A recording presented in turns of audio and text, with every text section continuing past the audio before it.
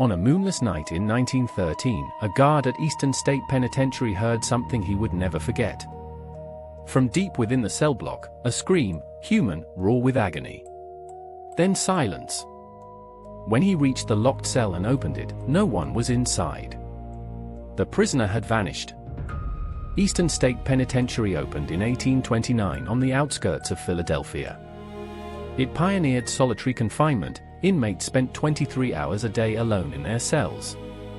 For over a century, thousands died within its walls. Executions. Violence. Madness breaking men from the inside. All of it sank into the stone. The accounts began surfacing in the 1920s, though guards had whispered of strange happenings from the earliest years. Cell Block D earned a reputation. Men reported footsteps in empty corridors at midnight. Doors opening and closing with no hand on the lock. And voices, always voices, crying out in the dark. In 1925, guard James Tate reported seeing an apparition in the death row corridor. He described a figure in prison clothing, translucent, gliding past him without making a sound. Tate had worked there for 30 years. He did not startle easily. Yet his written account was recorded with a trembling hand. Dozens of executions were carried out at Eastern State before the practice was moved elsewhere. In the decades that followed, guards reported seeing figures in the execution area, men in outdated prison garb, standing motionless, staring at nothing. When approached, they simply faded into the walls. Paranormal investigators visiting the prison reported electromagnetic spikes in cell block D and the death row corridor.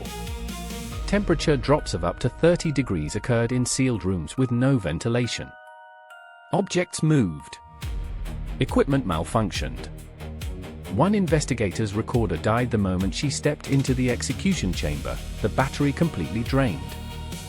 The most disturbing reports came from the kitchen and laundry areas. Multiple staff members witnessed spectral prisoners, dozens of them, walking in procession through the rooms in the dead of night. They moved with purpose, eyes fixed ahead. They did not acknowledge the living. Then, as dawn came, they vanished. In 1944, an entire shift of guards heard the prison's original bell tolling from the cupola. The bell had been removed in 1935. It rang 12 times, the hour of execution, at 3 in the morning. No mechanism existed to sound it. The incident remains logged in the prison's archived records. Eastern State closed in 1971. Tours run there still. Visitors report shadow figures, disembodied footsteps, and an overwhelming sense of being watched in certain cell blocks. The screams heard in 1913 were never explained. The vanished inmate was never found.